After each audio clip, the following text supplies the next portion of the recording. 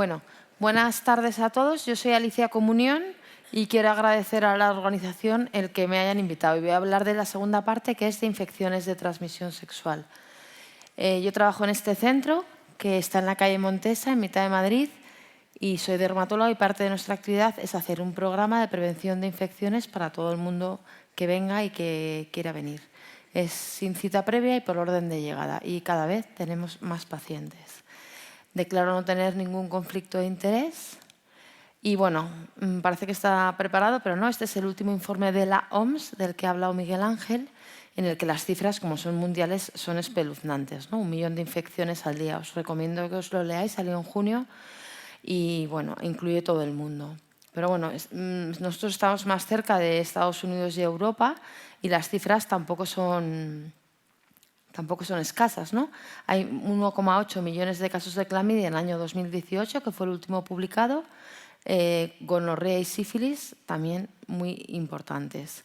Y aquí ya nos advierte algo la CDC y dice que tener cuidado con grupos a los que afecta más. Y son gente joven, que les incluyen de 15 a 24 años, chicos que tienen sexo con chicos y cuidado en las mujeres embarazadas, sobre todo por no transmisión a los niños. Y estas son nuestras estadísticas.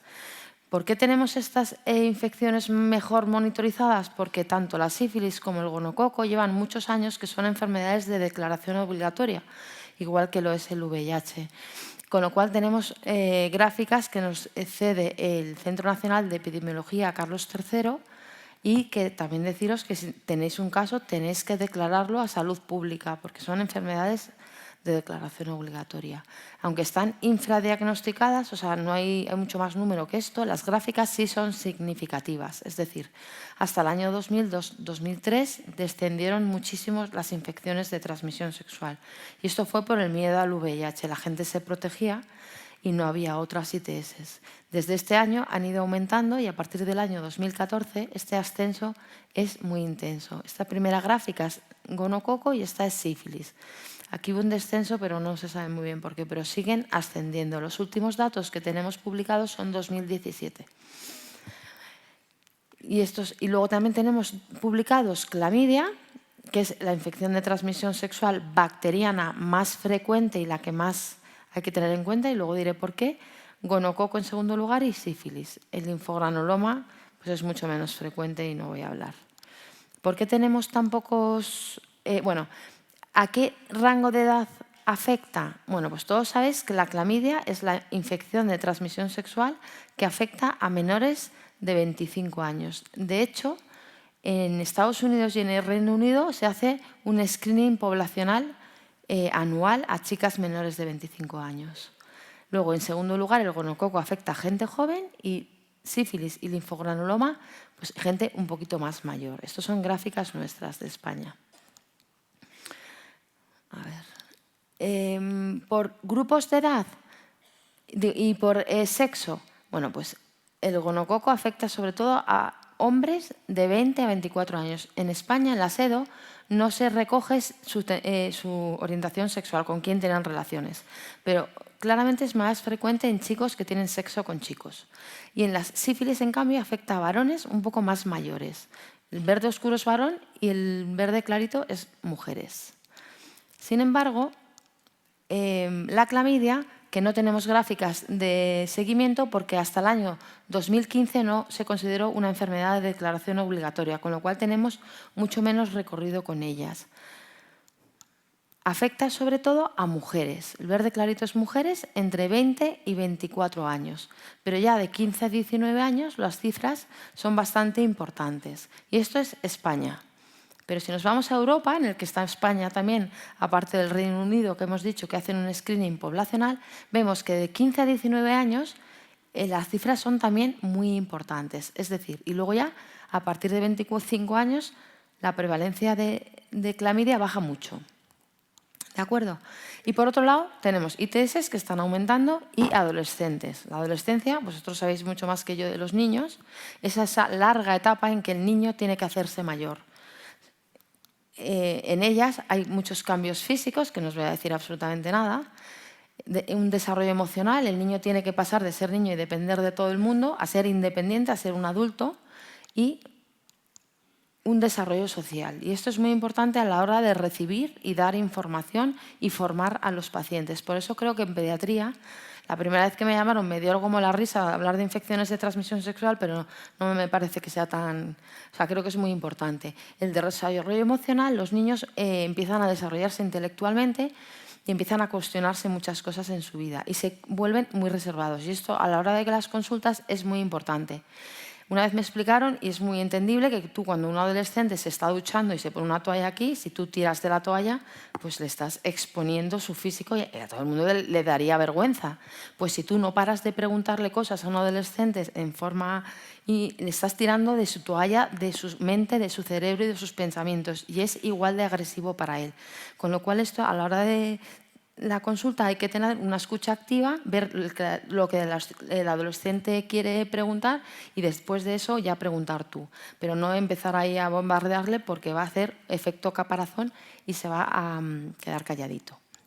Esta es mi hija, que está en plena adolescencia y en su mundo. Y los adolescentes, aparte de estar en su mundo, actualmente ese mundo se comparte en redes. Y esto también es muy importante. De hecho, las campañas de ITS es como las que han puesto antes, los adolescentes pasan olímpicamente de ellas porque no están en su mundo y estamos viendo formas de llegar a ellos dentro de su mundo, que ahora veremos cuál es.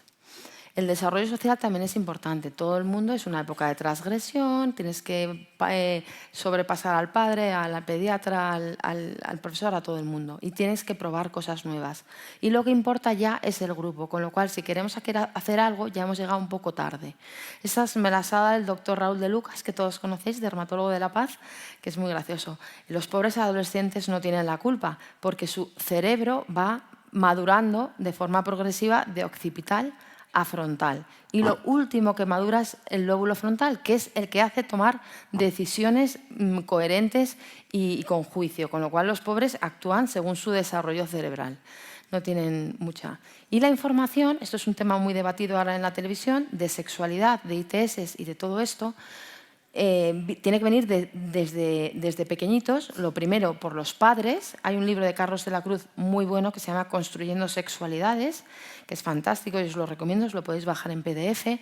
Y los padres es el momento más importante, porque como ha dicho antes María José, a ella le toca, a mí me toca hablar de algo igual de natural que la regla, que es el sexo, pero que no está tan está un poco ahí todavía tabú. Los profesores también son importantes para formar a los niños y, por supuesto, los pediatras. Porque igual que en la consulta, yo recuerdo a mi hija que te preguntaban qué come, se pone el cinturón, pues también hay que hablar de sexualidad y de todas estas cosas porque es lo que va a tener luego. ¿Por qué? Porque luego, cuando llega a la adolescencia, lo único que van a hacer caso es al grupo y a Google. Y no vamos bien. Si tú haces una encuesta, hay muchas publicadas, los jóvenes se creen que están súper informados, están fenomenal formados. Hasta el 86% de los alumnos se consideran muy informados sobre sexualidad, sobre relaciones sexuales, sobre métodos anticonceptivos, muy formados. Y estos son unas estadísticas del CIFREN, que los reconoceréis, en los que se ve un poco a qué edad se empiezan a tener relaciones sexuales completas, que es un poco variable, pero son pronto, y si usan o no preservativo. Pero en muchos estudios, este es un estudio muy bueno que analiza muchos artículos y estudios, los adolescentes lo único que les importa, les importa el embarazo en esos anteriores y como única ITS conocen el VIH y desconocen el resto de ITS que son mucho más frecuentes que el VIH. Es la generación Z y aquí tenemos que tener cuidado porque son impacientes con déficit de atención y nativos digitales. De hecho, las nuevas campañas se utilizan sus métodos, Instagram sobre todo. Tienen una sexualidad más abierta y tienen un mayor activismo social. Son generación muy potente, con una peculiaridad que a mí me parece muy importante a la hora de la sexualidad, y es que está demostrado que ven porno desde los 9 años. Con lo cual, ¿esto cómo es? O sea, no podemos hablar de sexo con los niños, pero ellos están viendo pornos en sus móviles. Son pequeños, esta es mi niña cuando era pequeña, pero cuando tenía ya 15 años que tenía aquí, ya no son tan pequeños los niños. Tenemos que tratarlos como lo que son. Esto es un cartel de la CDC americana. La mitad de todas las infecciones de transmisión sexual se padecerán entre los 15 y 24 años y muchas son asintomáticas. La OMS ha alertado que hay que una población muy vulnerable, que es de 15 a 18. A los 15 ya no tienen pediatra, tienen médico de cabecera, pero son menores de edad. Empiezan a tener relaciones sexuales, empiezan a tener sexualidad y están un poco abandonados desde el punto de vista sanitario. Y aquí tenemos que darles apoyo y tenemos que darles sanidad. Entonces, los jóvenes inician pronto las relaciones sexuales. Tienen muchas parejas porque el sexo actualmente es un modo de relacionarse. Tienen miedo al embarazo, pero desconocen otras ITS. El alcohol y las drogas, sobre todo el alcohol, es el gran problema para usar el preservativo, uno de ellos. No han vivido el VIH, con lo cual no tienen miedo al VIH y tienen una cosa que les pasa a muchos jóvenes y a algunos adultos, es a mí esto no me va a pasar. Todas estas cosas hacen que no se use el preservativo, pero no solo los jóvenes ni los mayores, ni heterosexuales ni homosexuales. El preservativo está en desuso y por eso aumentan las ITS. Entonces, creemos que es muy importante que estén informados y formados por todos estos colectivos, antes de que lo único que importe es Internet y el grupo. Hay que ayudar poco a poco a modelarlos a los niños a ser maduros y también en su vida sexual. ¿De acuerdo? Entonces vamos a hacer una serie de casos clínicos para ver ITS. Vamos a hablar de María, que viene a nuestra consulta porque se le ha roto un preservativo. Hasta aquí todo bien. Ella tiene novio estable y quiere la píldora del día después porque no toma ningún método anticonceptivo. Indagando, preguntándole a María, María ha tenido 4 novios estables en el último año, pero es que son sus novios, es decir, usa preservativo, pero a veces no siempre, a veces no desde el principio de la relación, con lo cual hay cosas como clamidia y gonococo que puede haberse contagiado y además está un poco preocupada porque de vez en cuando le pica un poco la vulva. Esta es María, no sé si se ven bien las fotos. Bueno, esta es la vulva de María, aquí está preocupada porque está un poco roja y sobre todo le han salido aquí unas cosas, que aquí está estirado, simétricas, unas que con el dermatoscopio... Uy, me faltan... Bueno, ¿qué puede tener María? Ahora va después. ¿Qué puede tener María? ¿No? Tiene aquí un poco y esto. ¿Qué puede tener María? Esto voy a contestar yo porque no... Condilomas, con esas lesiones que tiene, a esa edad que va a tener, nada importante, o una vulvovaginitis y papilomatosis vestibular. Estas lesiones ella no se las notaba antes y ahora que tiene la vulva un poquito inflamada se las nota. ¿De acuerdo? Entonces, con el dermatoscopio, que nosotros echamos el dermatoscopio a todo, vemos que son prolongaciones filiformes de una en una, digitiformes, simétricas, en cara posterior de vestíbulo. Esto es una papilomatosis vestibular, todo lo conocéis. Que cuando hay una inflamación de vulva a veces se notan más, empiezan a notárselo las niñas. Esto no son condilomas. En cambio esto, veis aquí, los condilomas en mucosa son un poquito rojos, son diferentes en piel. Esto es diferente. Si echamos el dermatoscopio, aquí vemos la papilomatosis vestibular, pero aquí vemos como una especie de coliflor que se corresponde con esto, que esto sí es un condiloma. ¿De acuerdo? Es la diferencia. Condilomas es muy frecuente, es una consulta muy frecuente. Afecta mucho a gente joven y muchas veces saben lo que es cuando vienen a la consulta. Son unas lesiones que cuando es en piel son más blanquecinas, pueden afectar a vulva, aunque la zona, si no hay un uso preservativo, más frecuente es aquí porque es donde más roce hay. Y bueno, todos sabéis lo que son los condilomas. Están producidos por el virus del papiloma humano, del que no voy a hablar porque causa un gran horror. El virus del papiloma humano es muy frecuente. Casi todo el mundo que tiene relaciones sexuales tiene virus del papiloma humano, lo sabéis. El preservativo reduce un poco el contagio, pero no del todo. Y hay más de 100 tipos de virus del papiloma humano. Pero hablando de condilomas, que son los que más vemos los dermatólogos, están producidos por el 6 y el 11. Producen gran agobio, los tratamientos son incomodísimos porque hay que quemarlos de diferentes maneras, afectan mucho a adolescentes y los tratamientos son muy molestos. Además, ya sabéis que algunas vacunas no protegen de los condilomas acuminados. Bueno, pues el virus del papiloma humano es la infección de transmisión sexual vírica más frecuente porque afecta a mucha gente. ¿Qué hacemos con María? ¿Le damos la píldora del día después? Pues sí, ¿no? No ha usado preservativo. ¿Le damos la charla? Pues no, mejor. O le hablamos, pues ya que está, le hablamos de infecciones de transmisión sexual, de métodos anticonceptivos, de cómo va en vacunas, de cómo se puede cuidar, de que, pues cómo formarla, de que haga lo que ella quiera hacer, pero nada más, ¿no? ¿Y es suficiente? Bueno, pues como hemos dicho, María ha tenido 4 personas con las cuales no ha usado preservativo. Y muchas ITS son asintomáticas. Hay que ir a buscarlas. Y bueno, y aparte de que la consulta siempre debe ser un enfoque integral de salud sexual. No se puede decir, a ver, ¿qué tienes? Condilomas, te los quemo y ya. No, es un enfoque integral de salud sexual. Entonces, hay que acordarse de la clamidia. Y esto nunca me cansaré de ello. Afecta a muchísima gente joven. Y si no vas a buscarla, no la vas a encontrar. Es la gran silente. Esos son estudios de prevalencia en España en los que se ve que la prevalencia es similar cuando vas a buscarla a otros países europeos. Bueno, esas son las gráficas en España y en Europa. Pero vamos, los rangos de edad es gente muy jóvenes y sin síntomas muchas veces. ¿Y cómo diagnosticamos la clamidia? Porque claro, la vamos a buscar, pero ¿qué le pedimos? ¿Una citología? ¿Un fresco? ¿Una serología de clamidia? Bueno, pues la clamidia se detecta por técnicas de amplificación de ácidos nucleicos. La más frecuente y la más usada es la PCR. ¿De acuerdo? O sea, que tenéis que ir a buscarla.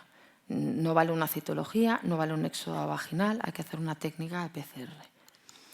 ¿Y dónde se busca la clamidia? ¿Dónde afecta? La clamidia y el gonococo, esos dos gérmenes, afectan al epitelio columnar de varias mucosas, de faringe, de cérvix, de uretra y de ano, aparte de conjuntiva. Pero bueno, hay que ir a buscarla según donde haya tenido relaciones sin preservativo, ¿no? Esto es cómo se diagnostican más o menos las uretritis o las cervicitis, porque en este caso íbamos a buscarla en cervix, por lo menos, ¿no? Se hace una tinción de Gram y un fresco. En la tinción de Gram es muy importante para ver los gonococos, se ven muy bien. Se puede hacer un cultivo y luego se hace una PCR. Las PCRs ahora son conjuntas, las nuestras detectan clamidia y gonococo.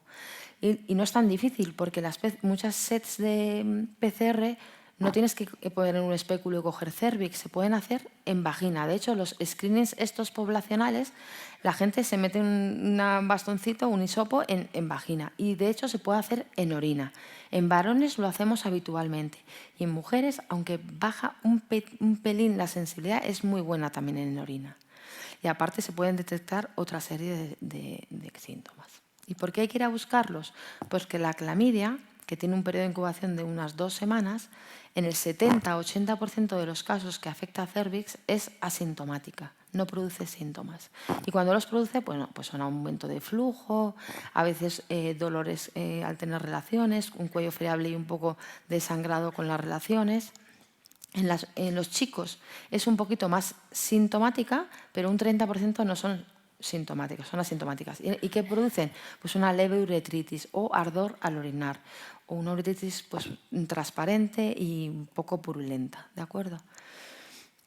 En faringe y en recto son súper poco sintomáticas, pasan desapercibidas. Y aquí ya meto un poquito el gonococo, el que va junto con la clamidia, que es mucho más sintomático y el periodo de incubación es mucho más corto. En los chicos hasta el 95% sí producen uretra síntomas, una secreción purulenta que vienen corriendo y además se acuerdan de quién ha sido porque tiene un periodo de incubación muy corta, pero en las mujeres hasta la mitad son asintomáticas. ¿Y por qué son tan importantes la clamidia y el gonococo? Bueno, faringe y recto tiene un poquito a veces en recto de síntomas, pero poco, ¿eh? ¿Por qué son tan importantes? Por los problemas que producen de fertilidad a largo plazo. Te contagias de clamidia de joven, cuando quieres tener niños, pues tienes problemas. Son causa muy importante de enfermedad inflamatoria pélvica, de sampigitis, de dolor pélvico crónico y de esterilidad. Problemas en el embarazo, ¿no? Entonces hay que ir a por ella y buscarla.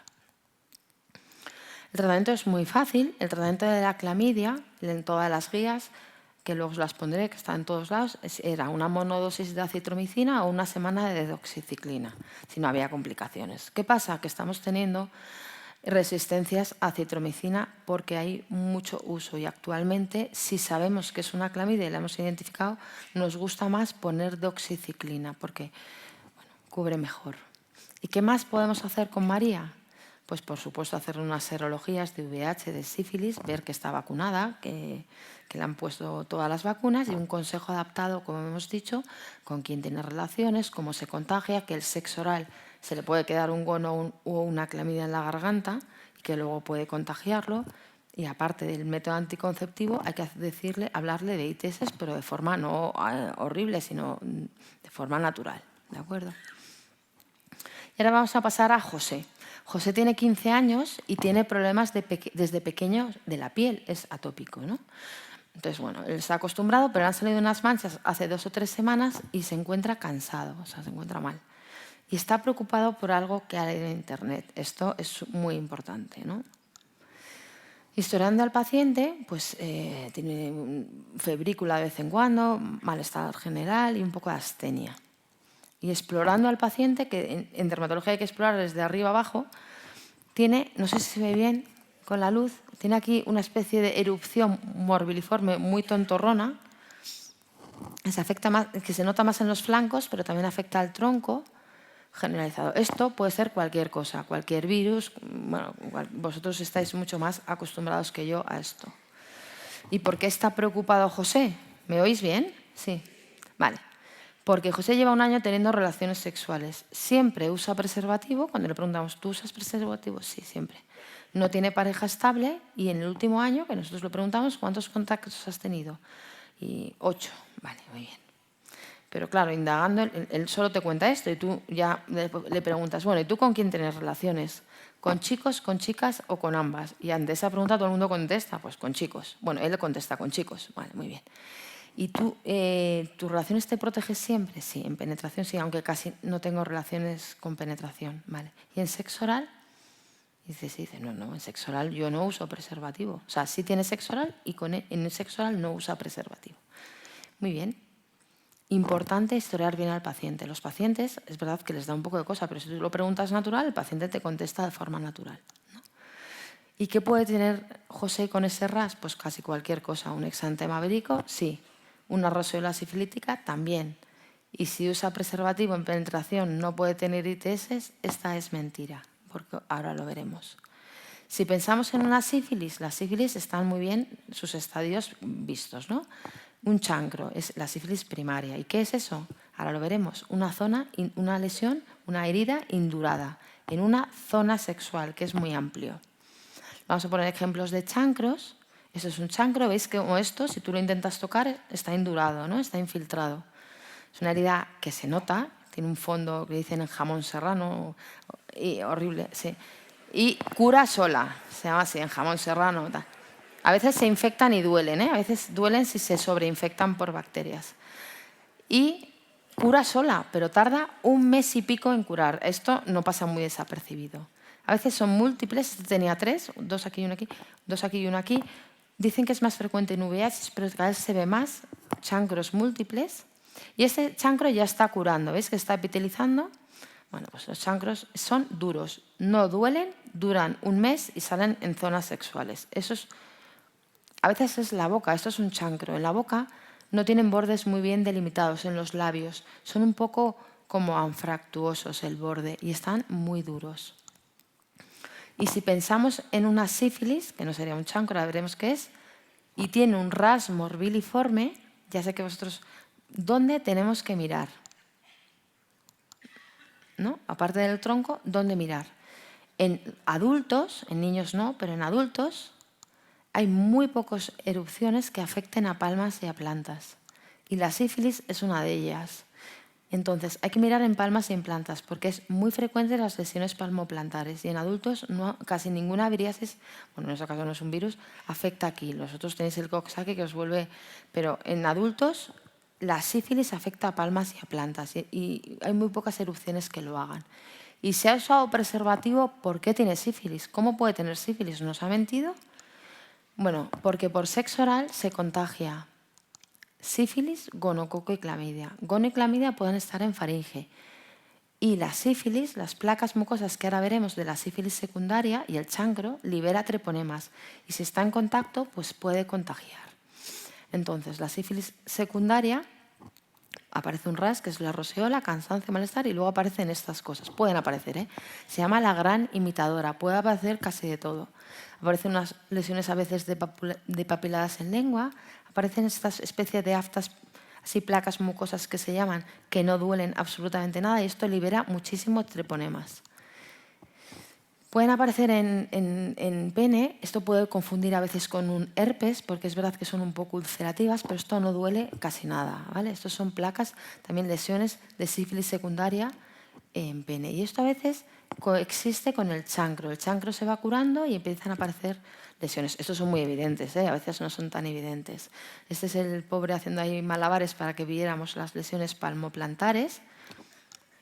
Y estos son los típicos que se llaman clavos sifilíticos. No siempre tienen este borde collarete queratóxico, las lesiones, los clavos de la sífilis. A veces son manchitas, maculitas en palmas, ¿vale?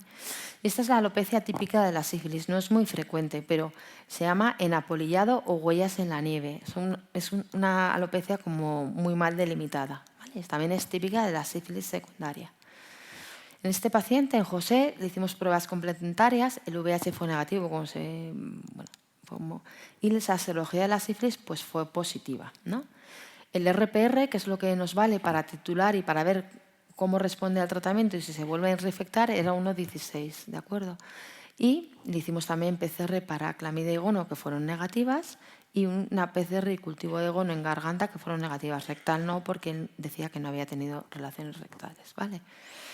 Bueno, la serología de la sífilis, bueno, ¿qué tiene José? Ya lo hemos dicho, ¿no? La sífilis primaria, pero para recordar, que esto parece una tontería, pero muchos hasta dermatólogos no lo sabemos, es un chancro con una adenopatía normalmente, donde sea.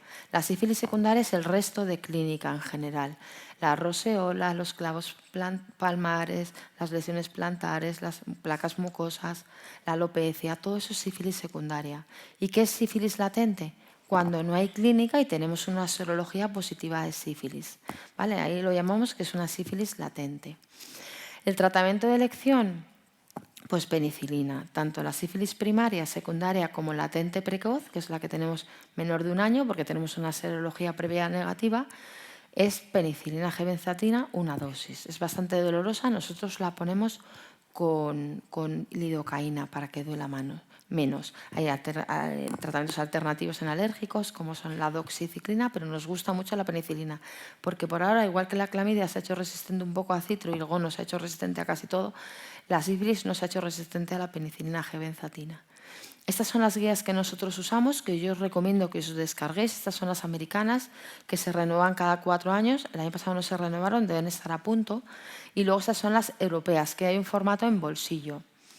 Y están muy bien. No solo hablan de tratamientos, sino que hablan de consejo y hablan de muchísimas cosas. ¿De acuerdo? La serología de sífilis, solo deciros 3 cosas porque es una locura.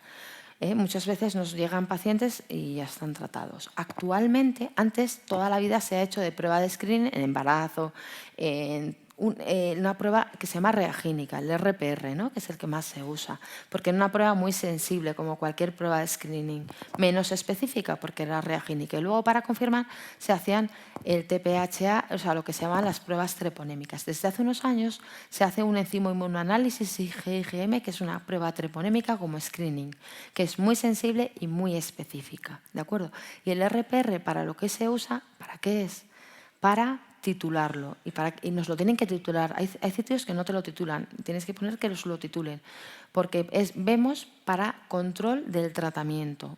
¿Os acordáis de José que tenía 1,16? Cuando le ponemos el tratamiento, que es un benzetacil, al año, aunque suele ser antes, tiene que haber bajado 2 diluciones, 1/8 o 1/4. Pues un poco menos ya ha respondido. ¿Y se puede volver a reinfectar? Sí. ¿Y cómo lo sabemos? Porque sube los títulos de RPR, eso es muy importante. Esto va a dar positivo toda la vida, esto no nos vale para nada, ¿vale? De hecho, estos pacientes hay que decirles, porque les crea un poco de estrés, que no pueden donar sangre.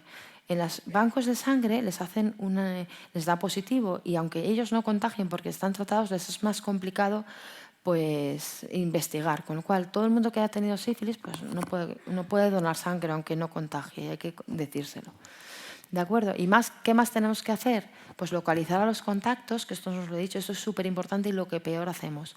Alguien le ha pegado a José la sífilis, tenemos que intentar localizar a esas personas con las que ha tenido relaciones en los últimos meses. Como la sífilis secundaria aparece a los 3 o 4 meses, se calcula pues 6 meses atrás.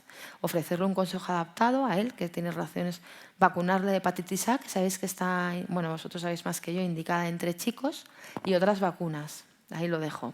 Virus del papiloma humano, ¿vale? ¿Y qué nos podemos llevar a casa, aparte de todo lo que hemos visto? Pues que los jóvenes no solo deben creer que están informados, sino que deben estar informados y formados en sexualidad y en infecciones de transmisión sexual. Cuidado con las drogas y el alcohol porque hacen comportamientos muy ya lo sabéis, pues no controlados, ¿no? Ofrecerles sobre todo recursos y ayudas para que puedan acceder a ellas y pensar que ellos tienen un mundo digital para poder acceder a ellos. Y nosotros pues pensar que los chiquillos están en riesgo de ITS si tienen relaciones sexuales, que muchas son asintomáticas. Cuando un paciente te dice, ¿me puede hacer por favor una prueba? No decir, no, ¿para qué le vamos a hacer una prueba? Estar actualizados en Internet, hay muchísimas guías y saber que es pues que una consulta es un enfoque integral para todo, no solo para lo que viene el paciente. Muchas gracias. Este es mi email, por si queréis algo.